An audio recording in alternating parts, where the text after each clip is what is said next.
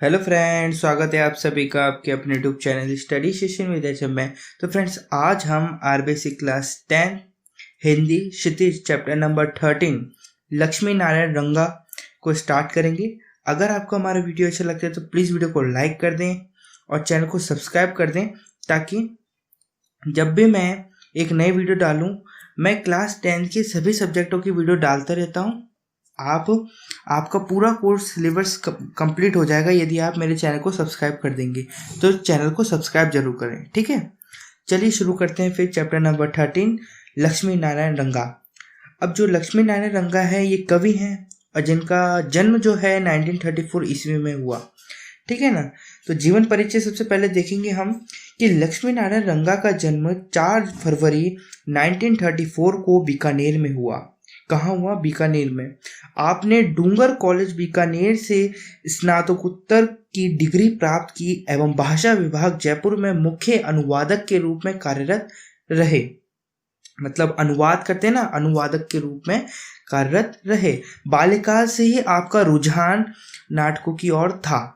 मतलब बाल्यकाल से ही आपका रुझान यानी इच्छा जो थी ना, वो कहाँ पर थी? नाटकों की ओर थी। अतः नाटक लेखन, निर्देशन एवं अभिनय में सक्रिय भागीदारी निभाई। तो इन्होंने बड़े होकर नाटक लेखन यानी नाटकों को लिखना, उसका निर्देशन करना एवं उसकी अभिनय में भागीदारी निभाई। रंगा जी हिंदी एवं राजस्थानी दोनों भाषाओं में समान अधिकार से साहित्य सृजन करते रहे हैं। मतलब रंगा जी हिंदी एवं राजस्थानी दोनों भाषाओं में समान अधिकार से साहित्य सृजन यानी लिटरेचर को सृजन यानी बनाना यानी उनकी रचना करते रहे हैं। आपके नाटक एवं एकांकी मुख्यतः ऐतिहासिक, सामाजिक एवं समसामयिक विषयों को आधार बनाकर लिखे गए हैं। इनके द्वारा रचित नाटक एवं एकांकी अभिनय एवं रंगमंच की दृष्टि से बेहद सफल रहे हैं। इनको सन 2006 में राजस्थानी भाषा में रचित पूर्णमिंद यानी रंग नाटक पर साहित्य अकादमी पुरस्कार प्राप्त हुआ। अब अपन इनकी कुछ रचनाएं देखते हैं। तो रचनाओं में है नाटक एवं एकांकी संग्रह में है टूटती नालंदाएं, रक्त बीज, तोड़ दो ये जंजीरें, एक घर अपना। कहानी संग्रह है दहेज का दान, हम नहीं बेचेंगे, हम नहीं छोड़ेंगे। कविता संग्रह है हरिया सुवेटिया जो कि राजस्थानी भाषा में है, और बाल कहानियां जो कि है टमरकुंट जो कि है राजस्थानी भाषा में है। अब जो अपन ये चैप्टर पढ़ेंगे ना लक्ष्मी नारायण रंगा, जो लक्ष्मी नारायण रंगा जी द्वारा लिखित है, तो इस पाठ परिचय देखेंगे हम कि पाठ में हम पढ़ने के वाले हैं। तो देखिए, इस एकांकी में राजस्थान में स्वतंत्रता आंदोलन के प्रेरणा स्रोत वीर शिरोमणि सागरमल गोपा द्वारा मातृभूमि की स्वतंत्रता के लिए प्राण न्यौछावर करने की यशोगाथा है। यानी ये एक एकांकी है राजस्थान में स्वतंत्रता आंदोलन के प्रेरणा स्रोत यानी जिनसे हम प्रेरणा लेते हैं, जहां पर प्रेरणा बनती है, वो जो स्रोत कहलाता है किसका? प्रेरणा का। वीर शिरोमणि सागरमल गोपा द्वारा मातृभूमि की स्वतंत्रता के लिए प्राण न्यौछावर करने की यशोगाथा है, यानी गुणगान है किसका? सागरमल गोपा जी का। किसके संदर्भ में? मातृभूमि की स्वतंत्रता के लिए अपने जो प्राण है, अपनी जो जान है, जीवन है, वो किसके ऊपर बलिदान कर दिया? स्वतंत्रता के लिए, मातृभूमि की। तो देखिए, सागरमल गोपा ने जैसलमेर राज्य के स्वेच्छारी शासन, अत्याचार एवं निरंकुश सामंतशाही के विरुद्ध क्रांति का बिगुल बजाया। इससे क्रोधित हो सत्ताधारी वर्ग ने उन्हें बंदी बना लिया। यानी जो सागरमल गोपा है वो राजस्थान के संदर्भ में है, और राजस्थान के संदर्भ में भी कहाँ पर? जैसलमेर राज्य में जो सामंतशाही थे, जो अत्याचारी थे ना, उनके विरुद्ध में इन्होंने क्या करा? आंदोलन किया। तो जो सत्ताधारी थे वो इनसे क्रोध हुए और इन क्रोध होकर उन्हें बंदी बना लिया। कहाँ पर? जेल में। तो बंदी गृह में यानी जेल में उन्हें अमानवीय यातनाएं दी गई। अमानवीय यानी मानव के द्वारा जो झेली जा सकती है, यानी मानव के जो पक्ष में है। अमानवीय यानी जानवरों जैसी यातनाएं यानी पीड़ाएं देनी स्टार्ट कर दी गई। लेकिन आपने आतताई शासन के सामने झुककर माफीनामा पर दस्तखत करने से मना कर दिया। ये सारी जो बातें हैं सागरमल गोपा के साथ क्यों हुई? क्योंकि उन्होंने जो जैसलमेर के राज्य थे ना, और जो उस पर राज्य कर रहे थे, जो सत्ताधारी थे उनके पक्ष में कुछ बोला, उनके विपक्ष में कुछ बोला, तो उनको अच्छा नहीं लगा सत्ताधारियों को, और सत्ताधारियों ने उन्हें बंदी गृह में बंद करवा दिया। तो जो बंदी गृह में उनको अमानवीय यातनाएं देना स्टार्ट हो गई। तो जो जेलर था ना वहाँ का, वो उनको रोज पूछता था कि भाई इस पे माफीनामे पे दस्तखत करो और जैसलमेर के जो राजा हैं उनसे माफी मांगो कि सॉरी हमसे गलती हो गई, ऐसा उस दस्तखतनामे पे लिखा था और उस पर साइन करके ऐसा मान लो कि तुमने माफी मांग ली। लेकिन वो उन्होंने झुके नहीं, इस बात पे वो अड़े रहे। तो अंत में इन्हें 3 अप्रैल 1946 को जेल में ही जिंदा जला दिया गया। देखिए बिल्कुल, आपकी शहादत ने राजस्थान में स्वतंत्रता संग्राम में नए प्राण फूंक दिए, ठीक है ना। इस एकांकी में राजस्थान में फूंक दिए। तात्विक दृष्टि से अमर शहीद एक सफल एकांकी है। तात्विक दृष्टि से अमर शहीद एक सफल एकांकी है। इसकी संवाद योजना में ओजपूर्ण भाषा शैली का प्रयोग पाठकों का ध्यान आकर्षित करता है, ठीक है ना। चलिए अब बढ़ते हैं अपन अमर शहीद। तो सबसे पहले जो इसके अंदर कैरेक्टर्स हैं यानी जो पात्र हैं उनसे मैं आपको परिचय करवा देता हूं। तो सबसे पहले जो मुख्य पात्र हैं वो तो है अपने सागरमल गोपा। तो सागरमल गोपा कौन है, इनके विषय में बता देता हूं कि 46 वर्षीय स्वतंत्रता सेनानी हैं, धोती कुर्ता पहने हैं, हाथ में हथकड़ियां और पाँवों में धोरी बेड़ियां हैं, यानी दो प्रकार की बेड़ियां, दोनों पाँव में बेड़ियां डली हुई हैं। फिर गुमान सिंह रावलोत, ये भी एक पात्र हैं जो कि पुलिस अधीक्षक हैं, है ना। फिर जेलर कड़ीदान, क्या है, जेलर कड़ीदान जो कि है जैसलमेर जेल का इंचार्ज। जैसलमेर जो जेल है ना, जो बंदी गृह है, उसका इंचार्ज है ये। और है बीरबल, मुनका सोहिल, अहमद कलर और सिपाही आदि हैं ये, ठीक है। अब अपन बढ़ते हैं अपने चैप्टर पे। तो 3 अप्रैल 1947 दोपहर का समय है। पर्दा उठाने पर जेल की कोठरी का आंतरिक भाग दिखाई देता है। सामने की दीवार में लोहे का दरवाजा खुला है। रंगमंच के बीच सागरमल गोपा बैठा है। उसके हाथ पीछे करके उल्टी हथकड़ी लगाई हुई है तथा पांवों में भारी बेड़ियां हैं। बेड़ियों के कारण उनके पांवों में घाव पड़ गए हैं तथा उनसे खून बह रहा है। सागरमल गोपा ने धोती कुर्ता पहन रखे हैं जो मेले कुचेले हैं, यानी मेल से भरे हुए हैं। बैंतों से बार बार पिटने से कपड़े जगह जगह से फटे हुए हैं तथा उन पर खून के दाग लगे हुए हैं। सागर के चेहरे पर गहरी वेदना के चिन्ह हैं। यानी शोक यानी दर्द के चिन्ह हैं। वह हिलता है तो दर्द से हल्की चीख निकल जाती है। वह दांत भींचकर दर्द को दबाने की कोशिश करता है, पर नीचे के अंगों में मिर्ची की लुगदी चढ़ाई होने के कारण उसके थोड़े हिलते ही तेज चीख बरबस निकल जाती है। पीछे के दरवाजे में गुमान सिंह रावतलौत खूनी बेड़िए की सी नजर और मुस्कान लिए खड़ा नजर आता है। ये थोड़ा परिदृश्य दिखाया गया है रंगमंच का। और अगर हम आगे देखें तो आगे आते हैं सागर के। तो सागर चीख कर नहीं नहीं नहीं, यह पीड़ा, यह अपमान, यह आग अब नहीं सही जाती। गुमान हंसकर, नहीं सही जाती तो महारावल जवाहर सिंह जी से माफी मांग लो। नहीं सही जाती तो महारावल जवाहर सिंह जी से माफी मांग लो। ये कौन कह रहा है? गुमान कह रहा है, जो कि इंचार्ज है बंदी गृह का यानी जेल का। फिर सागर कहता है माफी? किस बात की माफी? कौन से अपराध के लिए माफी? गुमान बोलता है सागर अगर एक अपराध हो तो बताऊं। सागर अगर एक अपराध हो तो बताऊं। राजद्रोह करके तुमने तो जैसलमेर की नाक कटवा दी। राजद्रोह करके तुमने जैसलमेर की नाक कटवा दी। राजद्रोह यानी जो राज परिवार होता है ना, उसकी निंदा करते हैं ना, तो वो राजद्रोह कहलाता है, ठीक है ना। मतलब राजा के विपक्ष में विद्रोह करना क्या कहलाता है? राजद्रोह। तो सागर कहता है इसके जवाब में कहता है सागर, राष्ट्र प्रेम करके नाक ऊंची करवा दी गुमान सिंह सारे देश में, सारी दुनिया में। मतलब मैंने राजा के विपक्ष में राजद्रोह करके तो नाक कटवा दी, चलो कोई बात नहीं, लेकिन मैंने राष्ट्र प्रेम करा ना, राष्ट्र प्रेम करके मैंने नाक ऊंची भी तो करवा दी गुमान सिंह, ये कह रहे हैं। फिर गुमान ने इसका जवाब देते हुए कहा, लानत है तेरी इस नाक पर। लानत है तेरी इस नाक पर, महारावल की जगह यदि मैं होता तो राजद्रोह में मैं तेरी बोटी बोटी नुचवा देता। सागर बोलता है पर क्यों? गुमान बोलता है इसलिए कि तुमने अन्नदाता के साथ गद्दारी की, तुमने जैसलमेर राज्य का गुंडा शासन और रघुनाथ सिंह का मुकदमा किताबें लिखी, महारावल को डाकू, खूनी, हिंसक और आतताइयों का रक्षक कहा, इस राज्य को जंगल का राज्य कहा। यानी जो गुंडा शासन और रघुनाथ सिंह ये जो गुंडे थे, इनके ऊपर किताबें लिखी, इनका मुकदमे के ऊपर किताबें लिखी किसने? सागर जी ने। तो इसमें इस किताब में जैसलमेर के जो राजा थे ना, उसके विपक्ष में यानी उसके विद्रोह में उन्होंने बहुत सी ऐसी बातें कही कि जैसलमेर के राजा को उन्होंने क्या कहा? डाकू, खूनी या डाकुओं का रक्षक का।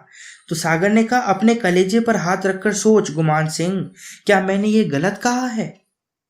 ठीक है ना, सागर बोल रहे हैं। तो गुमान कहता है बिल्कुल गलत। अरे नमक हराम तेरी पीढ़ियों ने जिस भाटी, क्या बोल रहे हैं? बिल्कुल गलत। अरे नमक हराम तेरी पीढ़ियों ने जिस भाटी महारावल का नमक खाया है, तूने उसी थाली में छेद किया गद्दार।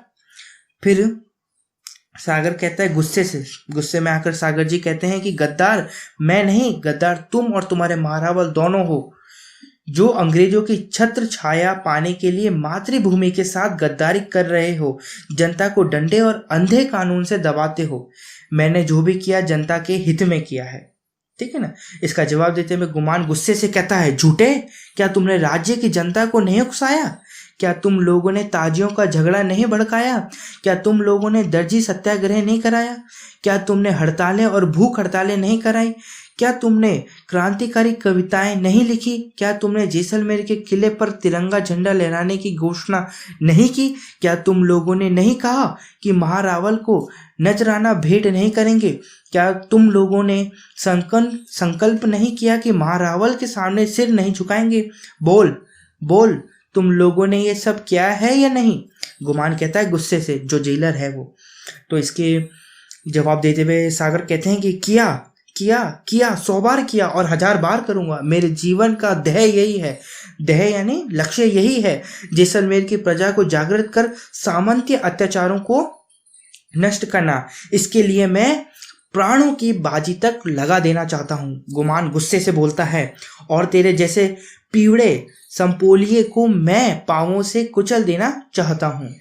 सागर बोलता है इसके जवाब में, गुमान सिंह तुम्हारे डायर और ओ डायर मेरी आवाज दबा नहीं सकते। तुम्हारा महारावल और सामंत मंडल मेरी आवाज से हिल उठेगा। मेरी आवाज में वो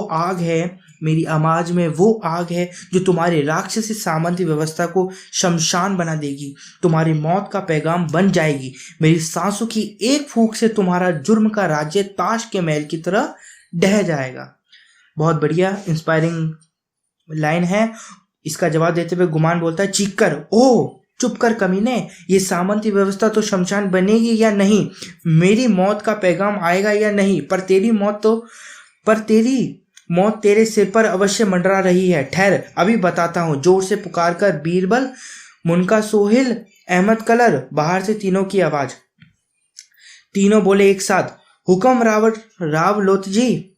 इसने आवाज दी, जोर से पुकार कर बीरबल और इन सबको बुलाया तो इन तीनों की बाहर से आवाज आई एक साथ, हुक्म राव लौट जी।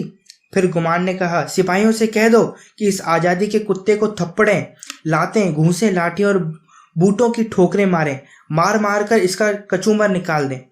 तो फिर बीरबल ने कहा, बाहर से ही बीरबल ने कहा, चलो सिपाहियों, निकाल लो अपने हाथ पांव के वट।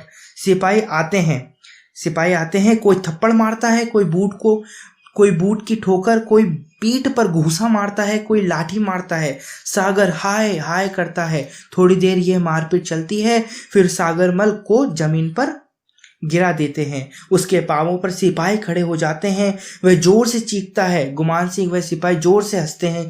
सागरमल तड़प कर बेहोश हो जाता है। फिर गुमान कहता है, फेंक दो इस जिंदा लाश को। सिपाही बेहोश सागरमल को घसीटकर रंगमंच के एक तरफ डाल देते हैं। इसी समय जेलर दरवाजे में से आता है। वह सागर की ओर ध्यान से देखता है।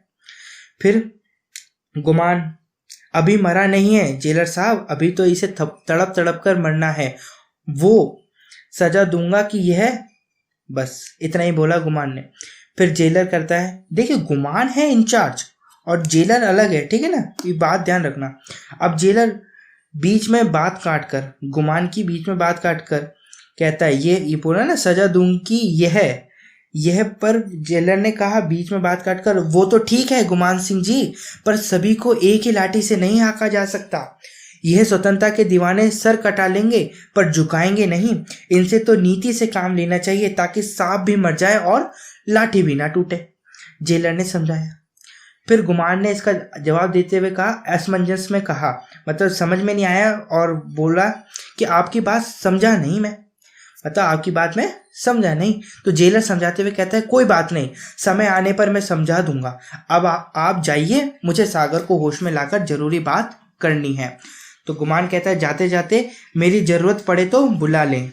जेलर कहता है, जरूरत और हाँ। गुमान सिंह जाते जाते रुक जाता है, थोड़ा ठंडा पानी भिजवा दीजिए। ये ऐसे कौन कहता है? जेलर। फिर गुमान कहता है, जाते हुए ठीक है।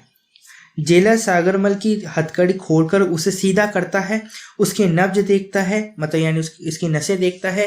एक सिपाही गिलास और लोटे में पानी लाता है। जेलर सागरमल के मुंह पर 2-3 बार पानी के छींटे देता है। धीरे धीरे करहाता हुआ सागरमल होश में आता है। जेलर उसे सहारा देकर बैठाता है और पानी पिलाता है। फिर देखें, फिर जेलर बोलता है सहानुभूति से, जेलर बोलता है सहानुभूति, सागरमल, सागर। तो सागर बोलता है कराते हुए, जी जेलर, सागर अपनी इस जान पर रहम खा, तेरी ये हालत मुझसे देखी नहीं जाती। ओह क्या दशा हो गई है तेरी। सागर बोलता है, धन्यवाद जेलर साहब, पर स्वतंत्रता के दीवानों को सहानुभूति की भीख नहीं चाहिए।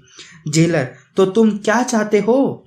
सागर दुख भरी मुस्कान से बोलता है, हमें चाहिए स्वतंत्रता, सिर्फ स्वतंत्रता।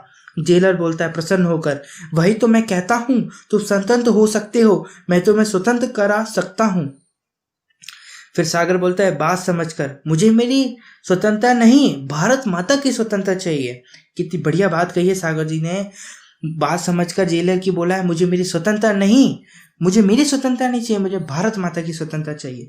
फिर इस पर जेलर कहता है, तेरी भारत माता तो स्वतंत्र हो या नहीं, पर तेरी सांसों का सूर्य जरूर अस्त हो जाएगा, यानी तू जरूर मर जाएगा। फिर सागर इस पे कहते हैं, उठने का प्रयास करता है। जेलर सहारा देकर खड़ा करता है। सागर उठने का प्रयास करता है, जेलर सहारा देकर खड़ा करता है। इस स्वतंत्रता के लिए प्राणों के हजारों सूर्य भी अस्त करने पड़े तो मैं हर जीवन में ऐसा करने को तैयार हूं। जेलर इस पर कहता है, पर सागर जरा सोच, अगर वह स्वतंत्रता मिल भी गई तो तुझे क्या मिल जाएगा? तेरा घर, तेरा परिवार। सागर हल्की हंसी के साथ, स्वतंत्रता के दीवाने संसार से कुछ लेने की नहीं, संसार को कुछ देने की तमन्ना रखते हैं जेलर साहब। वे अपने जीवन की सांसों की मोतियों से अपना घर नहीं, संसार को सजाते हैं।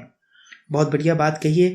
फिर आगे जेलर इसके जवाब में कहते हैं, वो तो ठीक है सागर, पर मान लो तुमने जीवन पर संघर्ष किया और फिर भी स्वतंत्रता नहीं मिली तो? फिर सागर इसके जवाब में कहता है, तो क्या हो जाएगा? हम तो ये मानकर चलते हैं कि स्वतंत्रता का संग्राम एक लंबा सफर है। हम तो बस प्राणों की मशाल जलाकर उस पर चलना जानते हैं। कितना चल पाएंगे, कितना बढ़ पाएंगे, कौन जानता है। जेलर, और चलते चलते जिंदगी के कदम थम गए तो? सागर इसमें जवाब देता है, तो ये मशाल हम किसी और के हाथों में सौंपकर मौत की गोद में सिर रखकर आराम से सो जाएंगे। फिर जेलर साहब कहते हैं इस पर जवाब में, पर सागर, जब तक जान है तब तक जहान है। क्या तुझे विश्वास है कि इन तेज तूफानों में तुम्हारी यह मशाल जलती रहेगी, जलती रह सकेगी? तो सागर के जवाब में कहते हैं, वह मशाल ही क्या जेलर साहब, जो तूफानों में बुझ जाए। फिर भी अगर यह मशाल बुझने लगी तो हजारों दूसरी मशालें प्रज्वलित करके बुझेंगी। प्रज्वलित यानी जलकर बुझेंगी। हर मशाल को एक ना एक दिन बुझना ही पड़ता है, चाहे जल्दी या देर से। फिर बुझने से क्या डर? फिर जेलर इसके जवाब में देते हैं, पर सागर उस स्वतंत्रता से क्या फायदा जो मौत के बाद मिले। सागर जेलर की बात काटते हुए कहता है, स्वतंत्रता सेनानी आम का बाग लगाता है, जेलर साहब वह जानता है इस आम का अमृत उसे नहीं मिलेगा, वह अपने प्राण बोकर खून पसीने से सींचकर यह अमृत फल आने वाली पीढ़ियों के लिए उगाता है। स्वतंत्रता संग्राम भी इसी भावना से लड़ा जा रहा है, स्वतंत्रता संग्राम भी इसी भावना से लड़ा जा रहा है। भगीरथ गंगा खुद के लिए नहीं लाया था, भगीरथ गंगा खुद के लिए नहीं लाया था, युगों युगों तक लोग उस भागीरथी से अपने तन मन की प्यास से बुझाते रहेंगे। फिर जेलर कहता है इसके जवाब में, गंगा लाने पर भगीरथ का नाम तो अमर हो गया, पर तेरा नाम इस अंधेरी काल कोठरी में घुट घुट कर मिट जाएगा। अब यहाँ पर जो जेलर है ना, वो नीति से काम ले रहा है और भरमाने की कोशिश कर रहा है। जो सागर है ना, उसका जो ध्येय है यानी जो उसका लक्ष्य है, उससे उसको विचलित करने की सोच रहा है, उसको हटाने की सोच रहा है कि उसको जो पीड़ा हो रही है इस सागर को वो नहीं हो, और उसकी बात भी बन जाए कि जो माफीनामा है उस पर दस्तक भी हो जाए सागर के। तो इसमें जेलर की इस बात पर का जवाब देते हुए सागर कहता है, नींव का पत्थर कब कहता है जेलर साहब कि मेरी कहानी बने। बहुत बढ़िया बात है कि नींव का पत्थर कब कहता है जेलर साहब कि मेरी कहानी बने। उस पर खड़ा भवन ही उसकी जीवंत कहानी होता है, उस पर खड़ा भवन ही उसकी जीवंत कहानी होता है। अंधेरे में गलकर भी वह अजर अमर है, चाहे उसका स्वयं का अस्तित्व उजागर ना हो। इसलिए नींव के पत्थर का महत्व हर कीर्ति स्तंभ से बढ़कर होता है, इसलिए नींव के पत्थर का महत्व हर कीर्ति स्तंभ से बढ़कर होता है। फिर इस पर जवाब देते हुए जेलर कहता है, फिर भी हर काम करने वाला नाम तो चाहता ही है, फिर भी हर काम करने वाला नाम तो चाहता ही। फिर सागर इस पे देता है हल्की हंसी से, जेलर साहब बसंत लाने के लिए झड़ने वाले पत्ते कब कहते हैं कि कोई उनके यशोगीत गाए यानी उनकी महिमा करे। वह तो चुपचाप झड़ जाते हैं और चुपचाप धरती की गोद में खाद बनकर समा जाते हैं और उनके स्थान पर उग आते हैं नए नए हरे हरे पत्ते। फिर जेलर इस पर जवाब देते हुए कहता है, फिर भी सागर मनुष्य का जीवन 84 लाख योनियों से भटकने के बाद भी मुश्किल से मिलता है, उसे यूं नष्ट करना बिना किसी फल की आशा के क्या सही है? ये ऐसा जेलर पूछता है सागर से। तो इसका जवाब देते हुए सागर जी कहते हैं, यज्ञ में आहुति देने वाला यही नहीं देखता जेलर साहब कि उसकी आहुति से कौन सी लपट उठती है। यज्ञ में आहुति देने वाला यही नहीं देखता जेलर साहब कि उसकी आहुति से कौन सी लपट उठती है, उठती भी है या नहीं, वह तो बस आहुति देना ही अपना धर्म समझता है। फिर इस पर जवाब देते हुए जेलर कहता है, पर तुम्हारी एक आहुति से यज्ञ की कौन सी पूर्ण आहुति हो जाएगी। पूर्ण आहुति यानी पूरी आहुति हो जाएगी, या पूरी जो आहुति है ना, उसका जो क्राइटेरिया है वो पूरा हो जाएगा। तो सागर इस पर जवाब देते हुए कहता है, जेलर साहब जैसे एक बीज गलकर ही सैकड़ों बीज पैदा करता है, एक लौ जलकर ही हजारों दीप जला सकती है, एक लहर उठकर ही हजारों लहर उठा सकती है।